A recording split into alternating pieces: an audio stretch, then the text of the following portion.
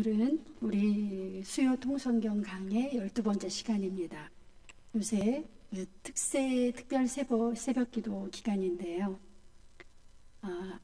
새벽 기도 안 나오시던 분들이 나오시면 굉장히 힘드실 텐데, 그럼에도 불구하고 우리 수요 예배 또 나오셨습니다.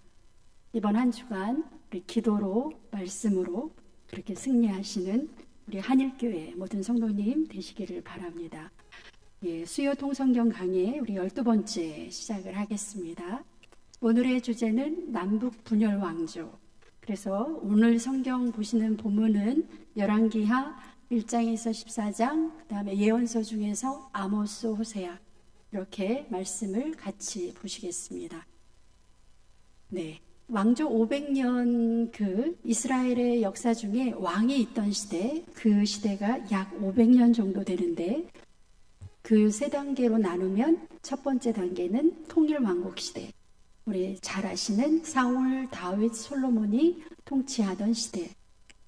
두 번째 단계는 분열왕국 시대, 우리가 지금 배우시는 남북 분열왕조 200년, 그 기간입니다. 그리고 다음에 또 배우실 3단계는 북이스라엘이 멸망해서 없고요, 남유다만 150년 정도 가는 그 세 단계로 나누겠습니다.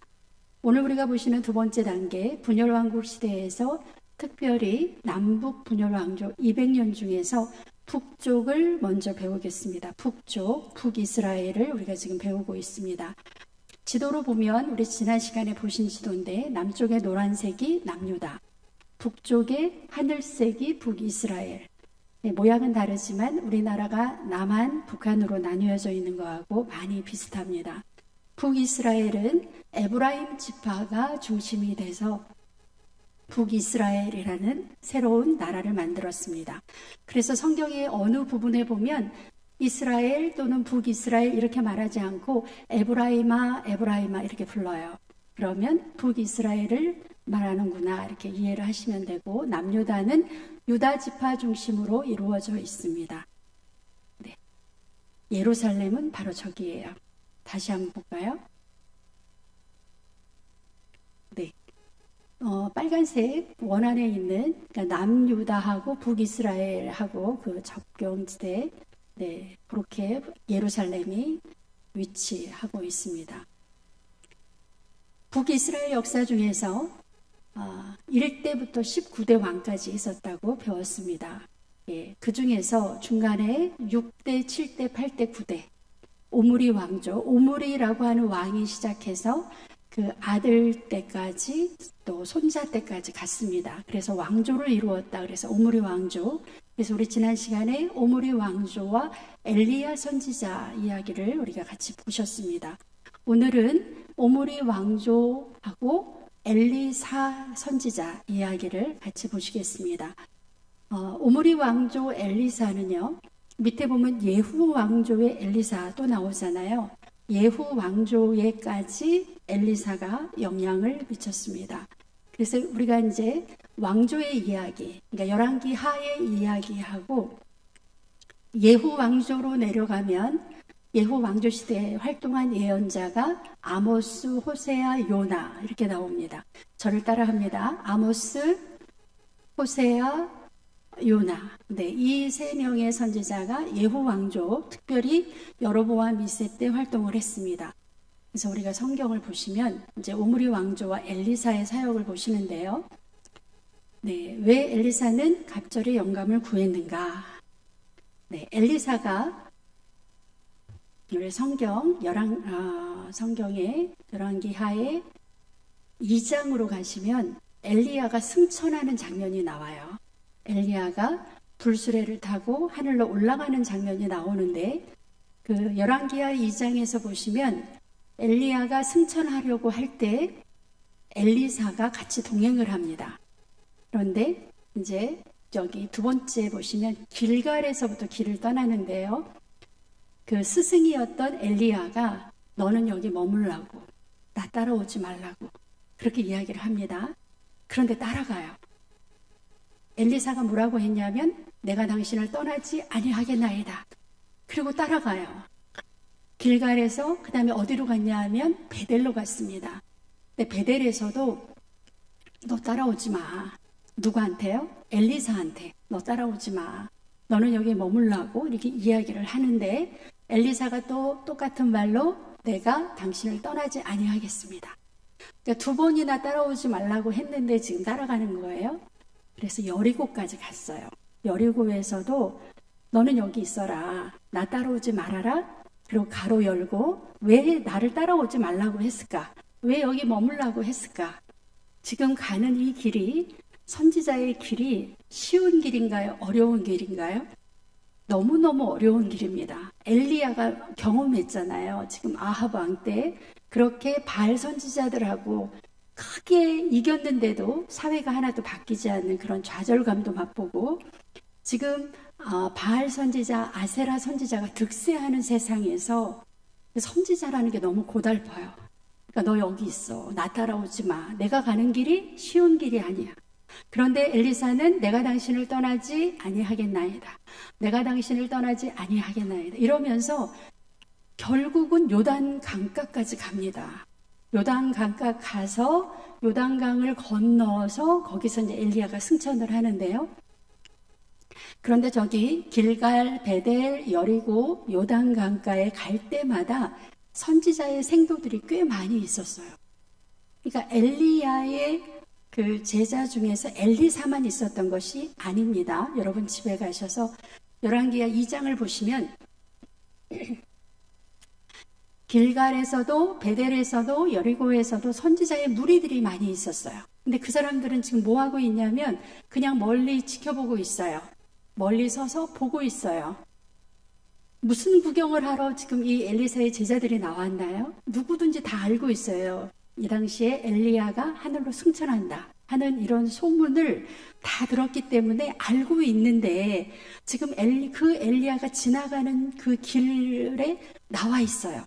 그런데 다른 선지자의 제자들은 우리가 쉬운 말로 불구경 아닌 엘리야의 승천 구경을 하러 나와 있는 사람처럼 멀찌감치 서서 그냥 보고 있어요. 그런데 유독 누구만? 엘리사만 팍 쫓아가는 거예요. 끝까지 쫓아가서 요단강까지 쫓아가서 요단강을 건널 때 어쩔 수 없이 엘리야가 엘리사를 동행해서 같이 건넙니다. 건널 때도 이렇게 기적으로 건너잖아요. 그래서 우리가 엘리하고 엘리사의 관계 마지막에 엘리야가 이렇게 묻습니다. 엘리사에게 너 여기까지 따라왔는데 나한테 뭘 원하니? 뭘 구하고 싶니? 2번째 줄에 보시면 내가 너에게 어떻게 할지를 구해라 이렇게 말을 합니다.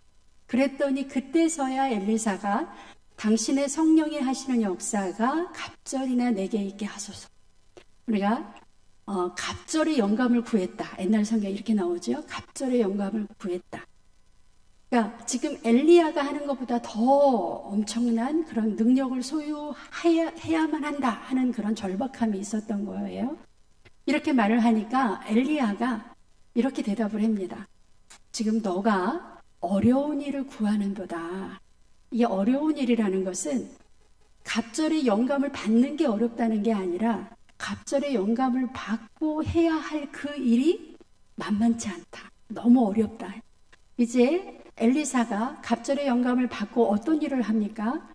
선지자의 역할, 엘리야의 후계자의 역할을 하게 되는 거예요.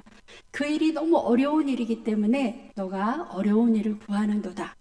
이렇게 하면서 갑절의 영감을 받고 엘리사가 그의 스승 엘리야가 하늘로 올라가는 걸 보게 됩니다.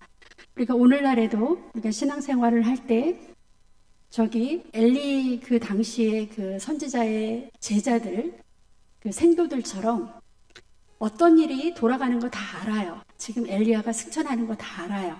그런데 그저 그냥 불구경하듯 멀리 서서 멀찌감치 서서 그냥 나는 상관없는 일인 것처럼 그렇게 멀찍이 서 있는 사람들이 있어요. 그런데 교회 생활을 하는 사람들 중에 엘리사 같은 사람이 있어요. 어떤 기회, 어떤 능력을 받을 때 하나님한테 바짝 달라붙어서 끝까지 쫓아가는 거예요. 끝까지 매달려서 하나님 갑절의 영감을 저에게 주세요. 하나님이 이 영감을 주시지 않으면 내가 살 수 없어요. 이 어려운 시대에, 이 할 일 많은 세대에 내가 살 수 없어요. 하나님의 능력을 주세요 라고 저렇게 매달리는 엘리사 같은 그런 신앙 유형의 사람이 있다 하는 것입니다. 그 엘리야의 많은 생도들하고 유독 엘리사의 행동이 구별이 돼요. 그래서 여러분이 열왕기하 2장 전체의 내용을 집에 가셔서 아주 곰곰이 제가 대강을 말씀드렸기 때문에 잘 살펴보시고 나는 어디에 속하는가. 우리 한일교회 성도님들, 이 자리에 오신 성도님들은 다 누구 같은 분들이세요? 엘리사 같은 분들이라고 믿습니다. 하나님의 은혜를 간구하고 하나님께 갑절의 영광을 받기를 원하시는 분들이라고 믿습니다. 우리 옆에 있는 분들하고 갑절의 영감을 받으시지요. 갑절의 영감. 하나님의 일을 하려면 하나님의 능력을 받아야 됩니다. 하나님의 능력. 그래서 엘리사가 갑절의 능력을 받습니다. 왜 엘리사는 갑절의 영감을 구했을까요? 당시 사회는 엘리야라고 하는 신앙의 거장이 있었는데도 전혀 변화되지 않았고, 그래서 그만큼 사역하기가 어려웠던, 목숨 걸고 사역해야 되는 그런 아주 영적인 불모지대, 그런 시대였습니다. 이 시대에는 그렇기 때문에 기적으로 삶을 살아야 할 만큼 선지자와 그 생도들의 생활이 굉장히 궁핍했어요. 살기가 어려웠어요. 사명 아니고서는 이 선지자의 길을 갈 수가 없었습니다. 그래서 엘리야가 내가 어려운 일을 구하는도다. 그러면서도 갑절의 영감을 주었습니다. 그래서 그 갑절의 영감을 받고 그가 했던 첫 번째 사역이 뭐였냐면 선지자의 제자들을 교육시키는 거였습니다. 우리가 지난 시간에 하나님이 엘리야가 너무 이렇게 풀이 죽어 있을 때 차라리 하나님 저 죽여주세요 이렇게 했을 때 하나님이 엘리야에게 힘을 주시면서 했던, 아직도 몇 명이 더 있다? 7,000명이 더 있다 하는 말씀을 하셨어요. 그런데 그 7,000명은 하늘에서 떨어지는 게 아니라 엘리사가 길러내는 사람들을 의미한다고 했습니다. 엘리사가 당시 선지자의 제자들을 어떻게 살았는지 한번 보겠습니다. 열왕기하 4장 1절에 보시면 선지자의 제자들의 아내 중에 한 여인이 엘리사에게 부르짖어 이르되 당신의 종 나의 남편이 이미 죽었는데 당신의 종이 여호와를 경외하는 줄을 당신이 아시는 바니이다. 이제 빚준 사람이 와서 나의 두 아이를 데려가 그의 종을 삼고자 하나이다 하니. 지금 선지자의 제자들의 삶이 얼마나 어려운가 하는 걸 보여주는 거예요. 선지자 제자인데 처자식이 있는 그런 선지자 제자였는데 남편이 일찍 죽었어요. 그런데 살아갈 방법이 없어서 빚을 얻었는데 그 빚을 갚을 능력도 없는 거예요. 그래서 빚을 독촉하는 사람이 와서 이제는 더 이상 봐줄 수가 없다. 너의 두 아들을 내가 데리고 와서 종으로 삼겠다. 이런 상황입니다. 어떻게 하겠어요? 그냥 종으로 넘어가도록 둘 수가 없는 상황입니다.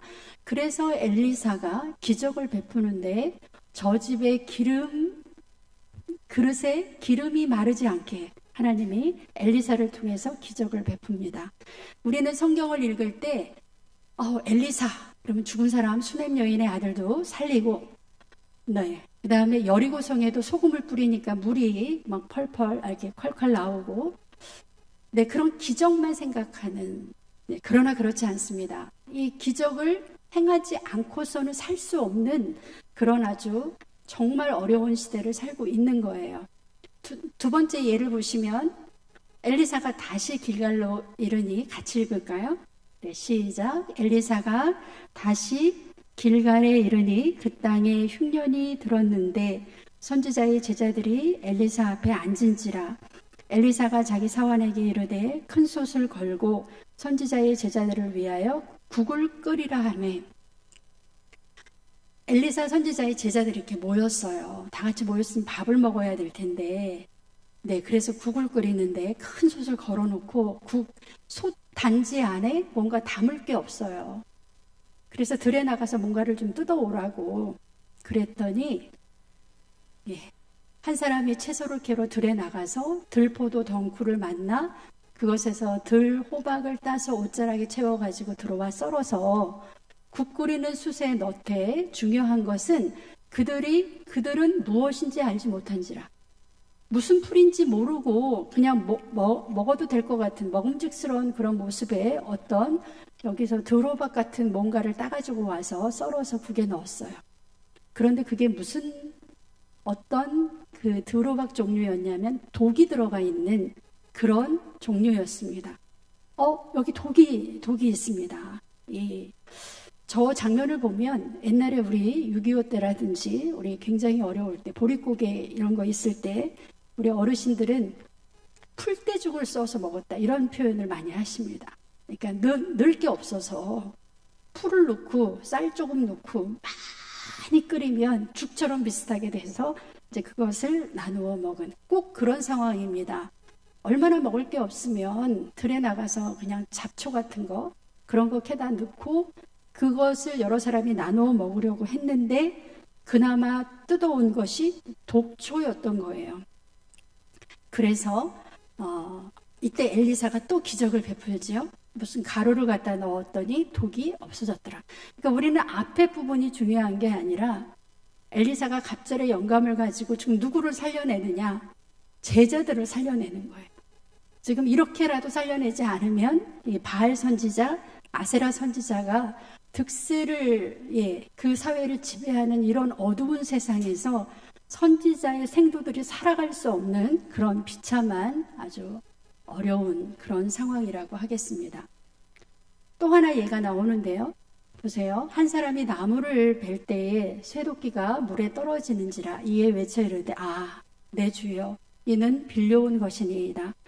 네, 너무 다닥다닥 제자들이 엘리사하고 같이 한 방에 우리 표현으로 이해하면 한 방에 너무 다닥다닥 너무 좁아요. 우리 조금 이렇게 집이라기보다도 거처를 우리가 조금 새로 지어야 할 것 같습니다. 그래서 이 쇠도끼를 빌려왔는데 작업을 하다가 그게 물에 빠진 거예요.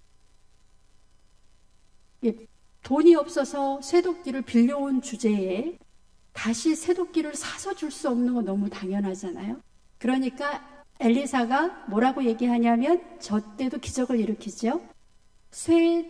무슨 나뭇잎 같은 걸 물에 갖다 이렇게 어디에 떨어졌냐. 그러니까 그 위에 나뭇잎 같은 거를 이렇게 올려놓으니까 어떻게 됐어요? 쇠도끼가 물 위에 떴어요. 기적이잖아요. 쇠는 당연히 무거우니까 밑으로 가라앉아야 되는데 그게 떴다는 거죠. 기적입니다. 얼마나 어려우면 엘리사가 저렇게 어려운 중에 그의 능력을 가지고 그의 제자들을 선지자 생도들을 저렇게 교육시키고 삶을 보살펴주고 이제 그런 사역을 감당을 했습니다. 저 엘리사의 사역을 보면서 오늘날 우리 한국 교회, 오늘날 모든 그 교회 상황이 다음 세대를 길러내기가 정말 어렵다. 왜냐하면 세상에 너무나 발달한 향락과 그다음에 발달된 그런 어떤 그 문화와 이런 것이 교회를 우리 그 다음 세대들에게 엄습하기 때문에 너무너무 어렵다. 우리가 모두가 느끼고 있는 상황입니다. 어떻게 하시겠습니까?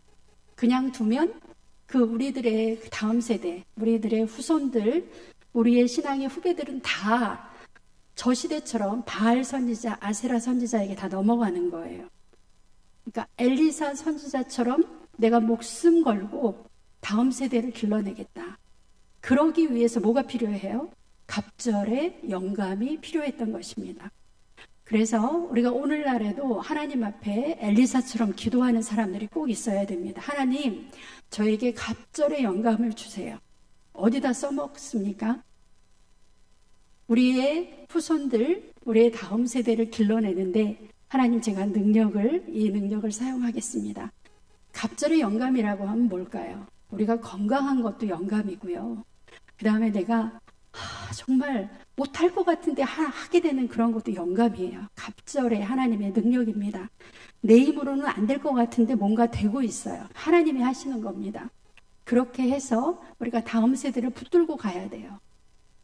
다음 세대 엘리사가 붙잡고 갔던 저 선지자의 제자들, 그 사람들처럼 누군가가 앞에서 밀어주고 끌어줘야 한다는 것입니다. 엘리사의 기적의 배경에는 선지자의 제자들을 교육하는 그런 그 절박함이 있었습니다.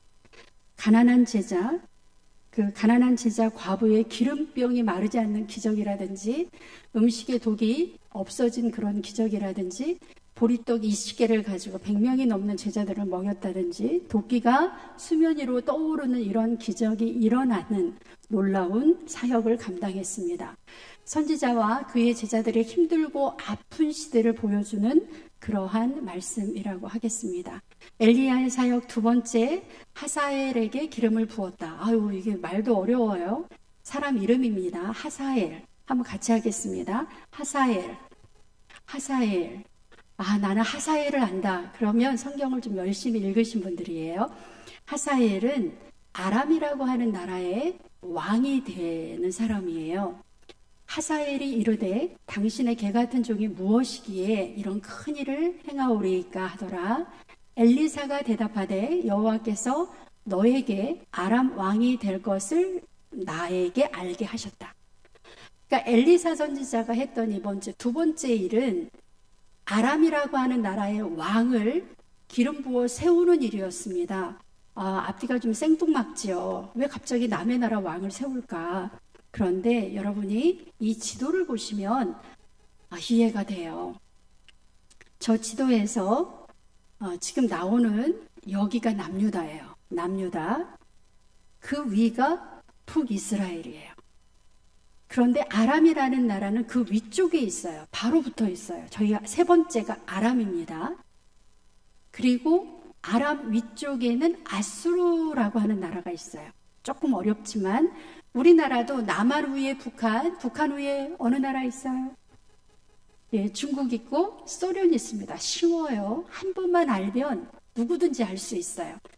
맨 밑에가 어느 나라? 남유다, 북이스라엘, 아람, 그 다음에 아수르. 근데 이제 아람이라는 나라, 아람이라고도 하고 수리아라고도 해요. 근데 성경은 다 아람으로 나와 있습니다. 그런데 이스라엘이 가운데 끼어 있어요. 그렇죠? 이스라엘이 가운데 끼어 있어요. 하나님이 이스라엘을 벌 주고 싶어요. 그럼 어느 나라가 쳐들어오면 이스라엘이 힘들어할까요? 바로 위에 국경을 접하고 있는 어느 나라? 아람. 그래서 지금 아람의 왕을 세우는 이 일이 중요합니다. 하나님의 히든 카드예요. 북이스라엘의 말을 안 들으면 어느 나라를 통해서? 아람을 통해서 벌을 주고 싶은 하나님의 계획 안에 있습니다. 그래서 이제 하사엘이라고 하는 아람의 왕을 세웠어요. 이해가 되셨죠? 네. 엘리야의 세 번째 사역은 예후에게 기름을 붓는 거예요. 그런데 예후, 저를 따라합니다. 오늘 이름이 계속 나오는데 예후, 시작. 예후. 아까 조금 전에 아람의 왕은 하자로 시작해요. 하사엘. 예, 하사엘을 예후. 여기 보시면 이제 엘리야가 자기 제자 중에 한 사람을 길르앗 라못이라는 곳으로 보냅니다. 열왕기하 9장 1절인데요. 근데 길르앗 라못에서는 지금 뭐라고 있냐면 전쟁을 하고 있어요. 전쟁. 예. 북이스라엘하고 아까 어느 나라하고 국경이 맞닿아 있다 그랬어요? 아람이지요. 아람이 마침 길르앗 라못으로 쳐들어와서 북이스라엘하고 아람하고 전쟁을 하고 있는 상황입니다. 그런데 그때 길르앗 라못으로 엘리사 선지자가 자기 제자를 한 사람 보내서 어떤 일을 하냐면 너가 거기 가서 nim시의 손자 여호사밧의 아들 예후를 찾아서 그 사람을 골방으로 이렇게 좀 사람들 없는 곳으로 싹 데려다가 뭐 하라고요? 그에게 기름을 부어서 이스라엘 왕으로 삼아라. 이렇게 이야기를 합니다. 이스라엘 왕으로 삼아라. 그러면 지금은 예후가 왕이 아니죠. 예, 북이스라엘 왕으로 삼아라. 그래서 정말 이렇게 엘리사의 제자가 길르앗 라못으로 가가지고 전쟁 중인데 이 예후에게 살짝 기름을 붓습니다. 그러니까 예후가 깜짝 놀라잖아요. 그런데 예후가 이걸 믿었어요. 그래서 얼른 전쟁 중간 스톱하고 자기의 왕을 찾아서 왕한테 가서 왕을 죽여요. 그러니까 뭐가 일어난 거예요? 쿠데타가 일어난 거예요. 북이스라엘에 이런 식으로 왕이 교체가 됐습니다. 그래서 예후에게 하나님이 해야 될 일이 뭐냐 하면 같이 읽어보겠습니다. 9장 7절 시작. 너는 너의 주 아합의 집을 치라.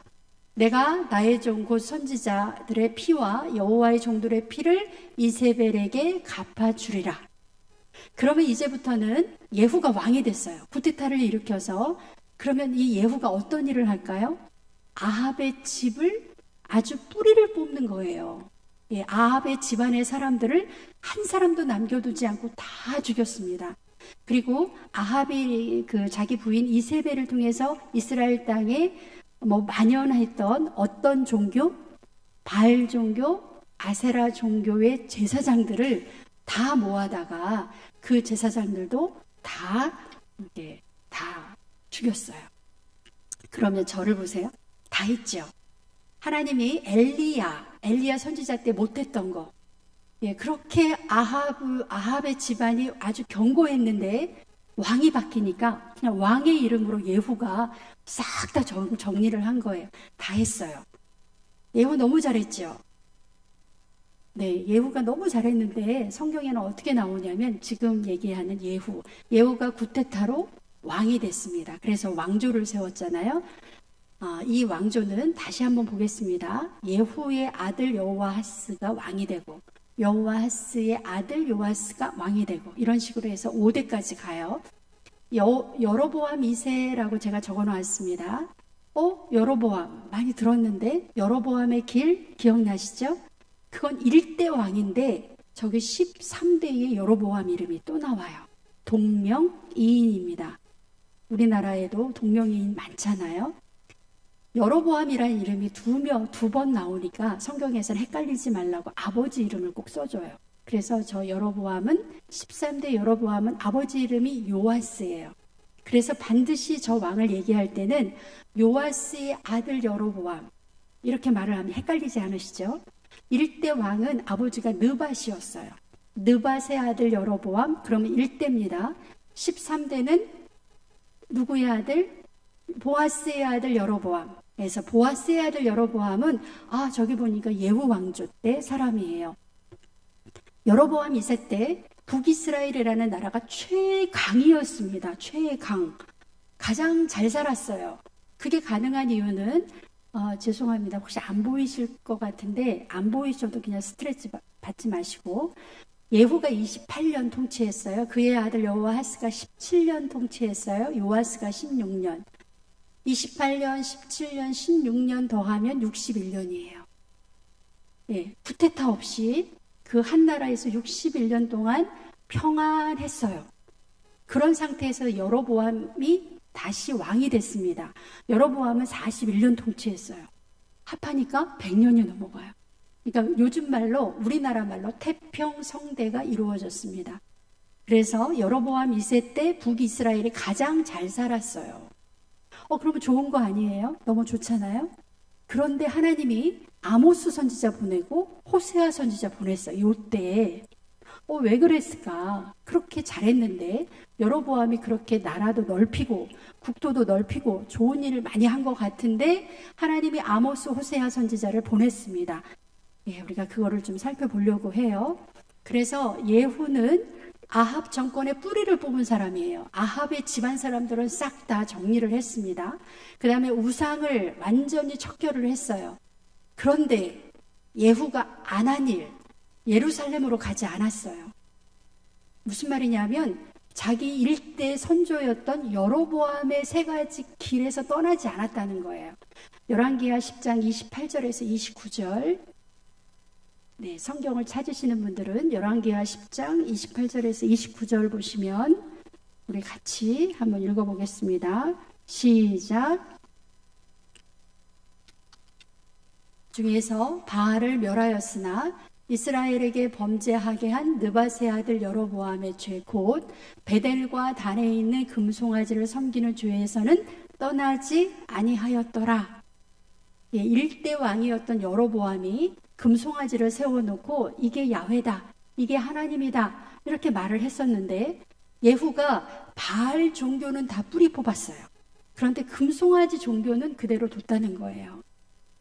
그래서 예후가 하나님이 원하는 만큼의 개혁을 못한 거예요. 예후에 대해서 잠깐 보겠습니다. 저기 오벨리스크 그 기념비, 저 돌로 세워진 저 석상을 우리가 역사적으로 아주 유명한 블랙 오벨리스크라고 불러요. 저 돌이 검은색 돌이라서 그렇습니다.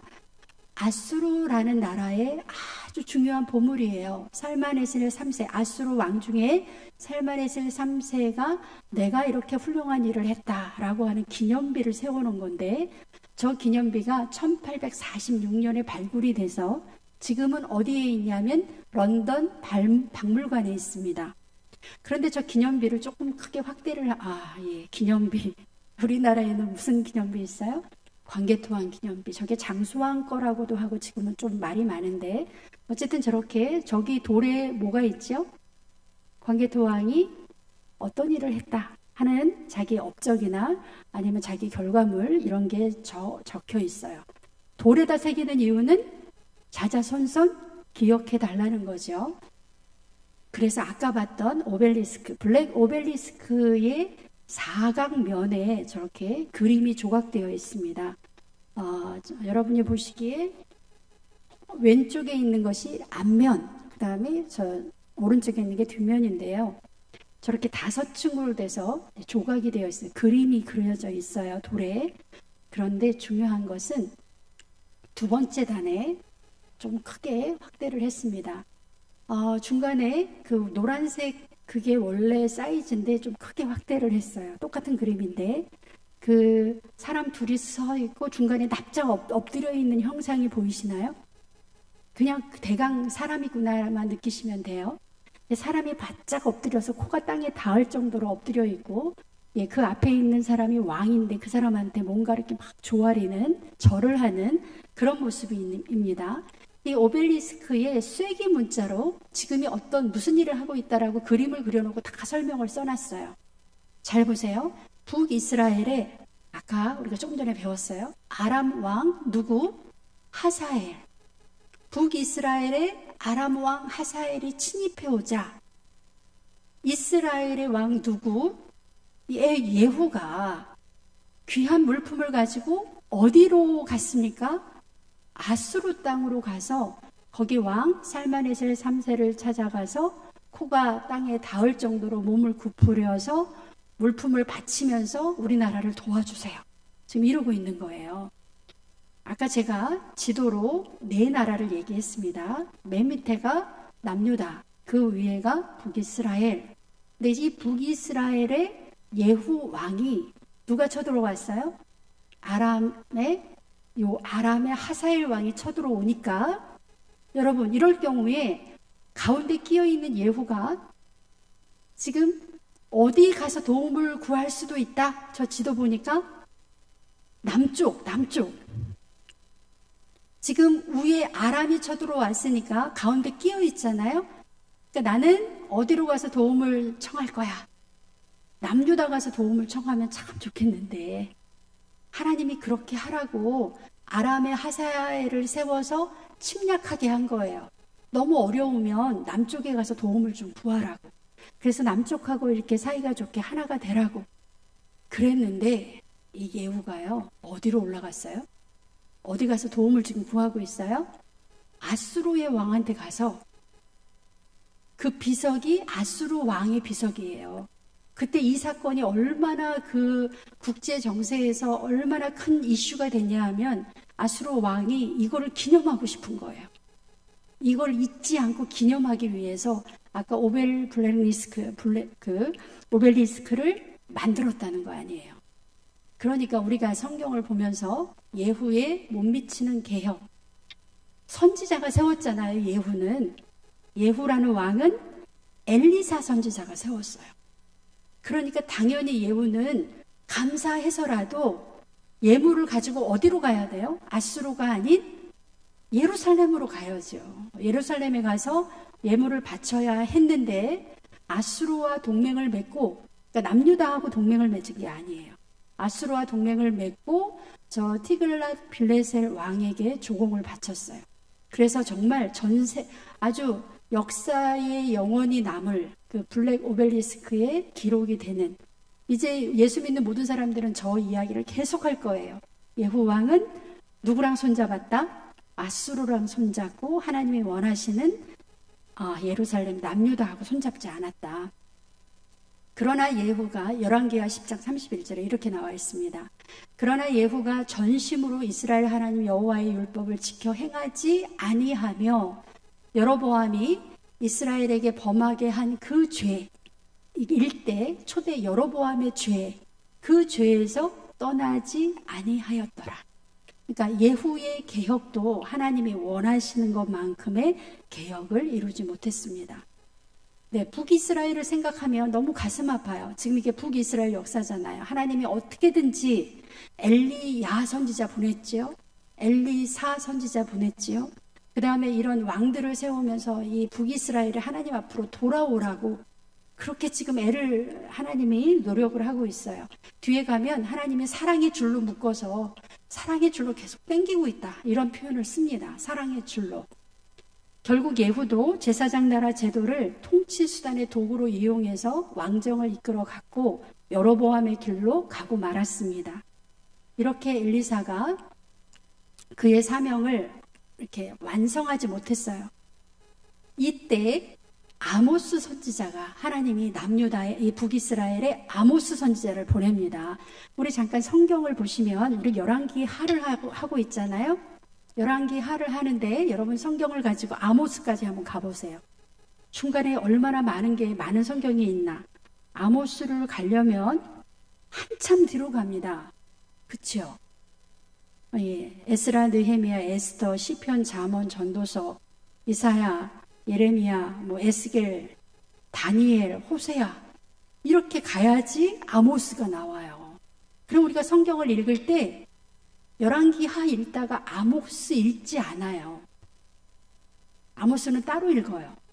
그러니까 연결이 되지 않습니다. 그래서 여러분이 아모스서 1장 1절을 한번 펴 놓으시고, 네, 보시면 지금부터는 역사서, 우리가 열왕기 하를 보고 있죠. 열왕기 하와 예언서를 같이 봐야 된다. 우리 요새 새벽 기도 시간에 통성경 과정으로 성경을 읽고 있다. 그래서 목사님 오늘 아침에도 설명을 하셨는데 역사순으로 읽어야 된다.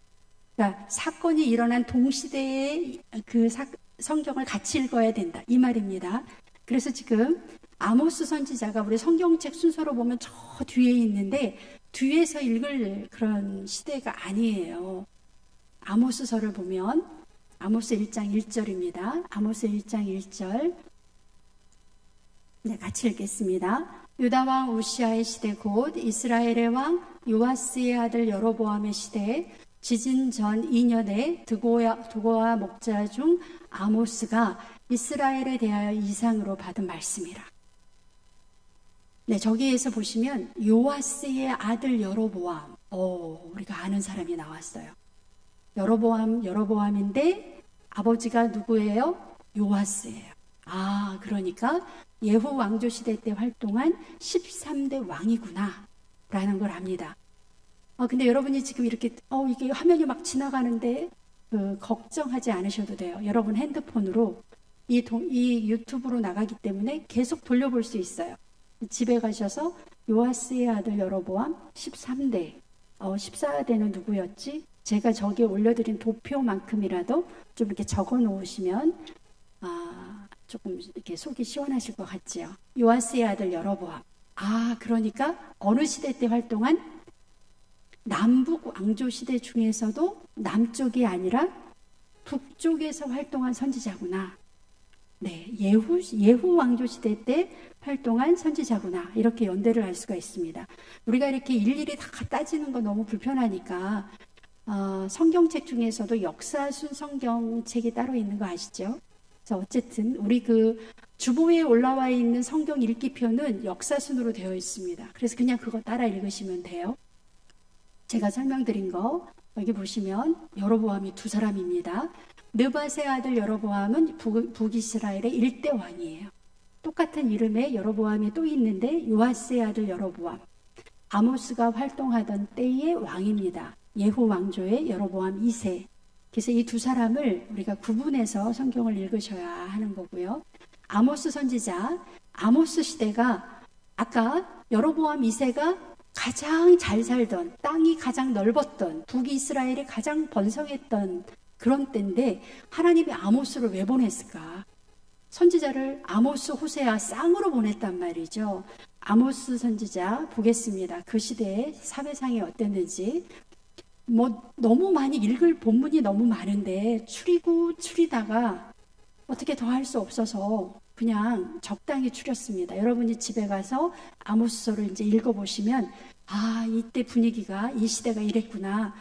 아모스 2장 6절에서 8절을 한번 볼게요. 아모스 2장 6절에서 8절입니다. 6절에 보시면 여호와께서 이와 같이 말씀하시되 이스라엘의 서너 가지 죄로 말미암아 내가 그 벌을 돌이키지 아니하리니 이는 그들이 은을 받고 의인을 팔고 신 한 켤레를 받고 가난한 자를 팔아버린다. 이런 사회라는 거죠. 그러니까 잘 사는 사람들, 지배 계층에 있는 사람들이 지금 저렇게 살고 있는 거예요. 의인을 그냥 은을 받고 팔아버리고 신 한 켤레를 받고 가난한 자를 그냥 팔아버리는, 종으로 판다는 이야기입니다. 저런 시대. 7절을 한번 읽어볼게요. 힘없는 자의 머리를 티끌먼지 속에 발로 밟고 연약한 자의 길을 굽게 하며 아버지와 아들이 한 젊은 여인에게 다녀서 내 거룩한 이름을 더럽히며 모든 제단 옆에서 전당 잡은 옷 위에 놓으며 그들의 신전에서 벌금으로 얻은 포도주를 마심이니라. 그러니까 당시 지배계층에 있던, 제가 이제 성경을 다 넣을 수가 없어서 저런 걸 누가 저렇게 했느냐, 그 당시에 종교 지도자, 정치 지도자, 지도자들이 저렇게 했습니다. 그래서 아모스 선지자는 그 지배계층에 대한 아주 강력한 그런 비판을 하고 있는데요. 보시면 아모스 4장 1절입니다. 사마리아 산에 있는 바산의 암소들아 이 말을 들으라. 너희는 힘없는 자를 학대하며 가난한 자를 압제하며 가정에서 이르기를 술을 가져다가 우리로 마시게 하라 하는도다. 이제 그 잘 사는 집안의 여성들의 삶입니다. 바산이라는 지역이 가장 비옥해서 소를 많이 기르는데요. 저기는 풀이 많아서 바산에서 길러지는 소들은 좀 우리 표현으로 말하면 이렇게 소가 너무 살이 쪄가지고 이렇게 뒤룩뒤룩한, 소가 이렇게 못 먹어서 꼴이 없어서 이렇게 비짝 마른 소들이 아니라 아주 그냥 토실토실한 아주 그런 소예요. 그걸 빗대서 저렇게 말을 하고 있습니다. 바산의 암소들아 이 말을 들으라. 너희는 힘없는 자를 학대하며 가난한 자를 압제하고 가정에서는 야, 술 가져와라. 우리 파티하자. 맨날 그런 삶을 산다는 이야기입니다. 저걸 비판하고 있고요. 그러면 잘 사는 사람들은 어떻게 살았냐? 아모스 6장 4절에서 6절에 보시면 상하상에 누우며 침상에서 기지개 켜며 양떼에서 어린 양과 우리에서 송아지를 잡아서 먹고, 제가 오늘 오전반에 물어봤어요. 소고기는 송아지가 맛있나요? 아니, 진짜 몰라서 여쭤봅니다. 소고기를 분류할 때 어린 소가 맛있나요? 그런가요? 저기 저렇게 나와 있어서 송아지를 잡아서 먹고 어린 양을 잡아서 먹는다. 그러니까 아마 가장 맛있는 그런 고기를 골라 먹는 것 같고요. 빗바 소리에 맞추어서 노래를 지절거리며 다윗처럼 자기를 위하여 악기를 제조하여 대접으로 포도주를 마시며, 포도주를 대접으로 마시며 귀한 기름을 몸에 바르면서 요셉의 환난에 대해서는 근심하지 아니하는 자로다. 당시 지배계층의 사람들은 저렇게 정말 어떻게 더 이상 표현할 수 없을 정도로 호화호식하면서 저렇게 살아가고 있습니다. 저런 시대상을 비판을 하고요. 그래서 아모스를 통한 하나님의 마지막 호소는 아모스 5장 7절에 보시면 정의를 쓴 쑥으로 바꾸며 공의를 땅에 던지는 자들아, 이렇게 말을 해요. 오직 정의를 물같이 공의를 마르지 않는 강같이 흐르게 할지어다. 예, 나라가 부자가 된다는 것은 참 좋은 건데 여로보암 2세 때는 이게 나라의 부가 골고루 모든 사람에게 하나님의 법이 적용이 되면 이 가난한 사람, 예, 고아와 과부와 나그네를 분명히 하나님의 말씀처럼 그렇게 선대했을 거예요. 근데 저 사회에는 뭐가 지배하는 사회다? 바알 종교가 지배하는 사회입니다. 그래서 그런 개념이 없어요. 잘 사는 사람은 더 잘 살아야 되고 못 사는 사람은 어떻게든지 막 밟아서 더 못 살게 그 사람이 가지고 있는 것까지 다 빼앗아 버리는 그런 사회가 되어버렸다는 거예요. 이미 통제불능의 사회가 됐습니다. 그래도 하나님은 그것을 놓지 못하고 북이스라엘을 포기하지 못하고 아모스 선지자를 보내서 마지막까지 정의가 물같이 공의를 마르지 않는 강같이 흐르게 하라고 저렇게 외치고 있습니다. 같은 시대에 호세아가 또 사역을 했습니다. 같은 시대예요. 같은 시대인 거 어떻게 아느냐? 모든 선지서는 1장 1절을 보면 어느 시대인지 알 수가 있습니다. 1장 1절에 어떻게 나와 있냐면 우시야와 요담과 아하스와 히스기야가 이어 유다 왕이 된 시대. 저 부분은 나중에 남쪽 북쪽 이야기를 저렇게 비교하는 거는 다음 시간에도 설명을 하겠습니다. 어쨌든 지금 우리가 보는 것은 북쪽에 요아스의 아들 여로보암이 이스라엘의 왕이 된 시대. 똑같죠? 요아스의 아들 여로보암이 왕이 된 시대에 부에리의 아들 호세아에게 임한 여호와의 말씀이라. 그러니까 호세아 선지자도 어느 시대? 남북 시대 중에서 북이스라엘의 특별히 어느 시대? 예후 왕조에 있었던 여로보암 2세 때 가장 잘 살았을 때, 예, 그때 하나님이 호세아를 또 보냅니다. 하나님이 아주 그냥 지금 하나님이 몸이 달았어요. 호세아 선지자의 사명은 뭐냐 하면 호세아 선지자의 결혼 생활을 통해서 이스라엘에 대한 사랑을 하나님이 알려주고 싶었어요. 음란한 여인 고멜과 결혼하여서 음란한 자식을 낳으라는 것이 사명이었습니다. 200년 동안 사명의 줄을 놓아버린 이스라엘이 이제 하나님 앞으로 돌아오라고 하는 마지막 경고이자 하나님의 사랑을 보여주는 그런 성경이라고 하겠습니다. 호세아 선지자 시대의 시대상을 보면은요, 사회상 바알과 아세라 신을 섬기는 백성들이었어요. 그런데 여러분 잘 아시지만 제가 여러 번 말씀을 드렸지만 바알은 남신이고요, 하늘을 지배하는 신이고 여신은 아스다로 신이고 땅을 지배하는 신이에요. 이 두 신이 만나야 됩니다. 하늘과 땅이 만나야 땅에 비가 내린다는 그런 논리를 가지고 남신과 여신이 만나서, 예, 성적인 그런 관계를 맺어야만 그 해의 농사가 잘 된다. 그래서 풍요를 비는 사람들이 바알과 아스다로 저 신전에 가서 이 두 신, 예, 바알 신, 아스다로 신을 자극하기 위해서 똑같은 행동을 해야 되는 거예요. 그래서 신전에는 많은 여사제들이 있었습니다. 그런데 이 여사제들이 신전에서 먹고 자고 하는 거 아니고 이런 그 제사가 있을 동안에는 신전의 그 성경에는 성창 이렇게 나와요. 성창이 말이 됩니까? 성스러운 창녀.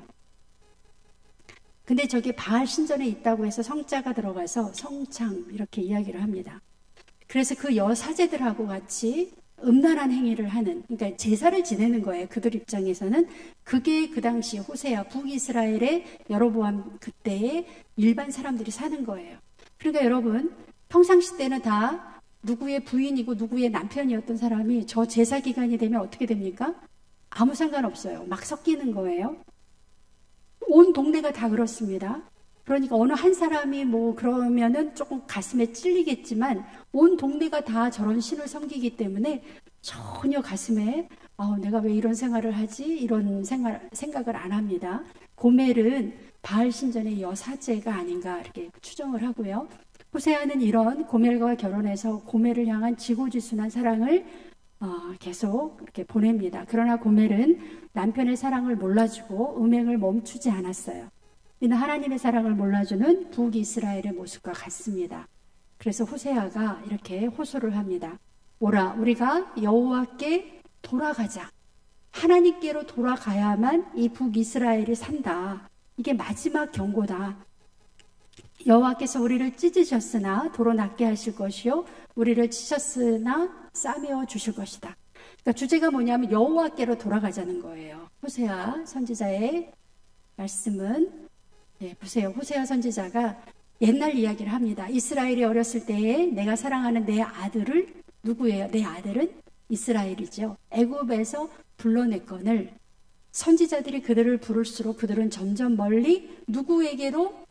바알에게로 가서 제사를 지내서 아로새긴 우상 앞에서 분향하였느니라. 그러나 내가 아까 말씀드렸죠. 에브라임에게 이렇게 말할 때는 북이스라엘을 말한다고 말씀을 드렸어요. 에브라임에게 걸음을 가르치고 내 팔로 안았음에도 내가 그들을 고치는 줄을 그들은 알지 못하였다. 하나님이 애굽에서 이렇게 자기 아들을 마치 이렇게 하는 것처럼 그렇게 하나님이 이스라엘 민족을 저렇게 내가 사람의 줄 곧 사랑의 줄로 그들을 이끌었는데 200년 동안이나 근데 이스라엘 민족은 북이스라엘은 계속해서 하나님하고 멀어지는 그래서 드디어는 하나님이 잘 보세요. 에브라임이여 내가 어찌 너를 놓겠느냐 이스라엘이여 내가 어찌 너를 버리겠느냐. 여러분 이 대목에서는 정말 가슴이 하나님이 북이스라엘을 어떻게 구원하고 싶은데 방법이 없는 거예요. 내가 어찌 너를 놓겠느냐 내가 어찌 너를 버리겠느냐. 나의 긍휼이 그러니까 사랑하는 마음이 온전히 불붙는 듯하도다. 호세아를 통해서 이스라엘을 하나님이 너무너무 사랑하는데 그 이스라엘이 지금 하나님에게로 돌아오지 않는 그래서 하나님의 저 이끌는 저런 호소를 우리가 호세아서를 통해서 볼 수가 있습니다. 하나님의 마음은요 북이스라엘의 끝 지점 이제 이스라엘이 거의 끝을 향해 가고 있습니다. 하나님의 사랑을 더욱 명료하게 내가 너희를 얼마나 사랑하는지 아냐 그렇게 얘기를 하시는 거예요. 이제 북이스라엘을 더 이상 어떻게 할 수가 없어서 하나님이 손을 놓으세요. 사랑의 줄을 끈을 놓으시는데 그럼에도 불구하고 놓지 못하고 있는 그 하나님의 모습을 볼 수가 있습니다. 하나님이 이때 그 놓아버린 북이스라엘 사람들 결국에는 하나님의 불붙는 그 긍휼 그 사랑이 하나님의 독생자 예수의 십자가로 이어져서 다시 나의 백성으로 삼으시려는 하나님의 뜨거운 마음을 드러내십니다. 하나님이 다시 불러 모은 나의 백성이 누구예요? 바로 우리 여러분들, 저와 여러분들입니다. 하나님이 그때 놓아버린 그 북이스라엘, 하나님을 멀리 떠났던 그 사람들. 그런데 하나님이 다시 하나님의 백성으로 불러 모아 주셨어요. 그게 바로 우리라고 하는 것입니다. 그래서 아모스와 호세아 선지자의 외침을 통해서 하나님의 안타까운 마음을 우리가 같이 느끼시면서 여러분이 아모스 호세아서를 읽어주시기를 바라고요. 그걸 읽다 보면 북이스라엘이 하나님에게 있어서는 근심거리예요. 어떻게 하지? 이 북이스라엘 어떻게 하지? 어떻게 하면 돌아오게 하지? 그런 하나님의 그 애끓는 마음 그런 대상이 아니라 우리가 오늘 이 시간을 마감하면서 우리가 이 강해를 마치면서 하나님이 나를 보시고 저렇게 어떡하지? 저 사람 쟤를 어떡하지? 이렇게 하나님이 막 불안해하고 하나님이 막 안타까워하는 사람이 아니라 하나님이 나를 보면 참 내가 너를 보니 그걸 뭐라 그러죠? 하나님이 표현하신 여름 냉수 같다.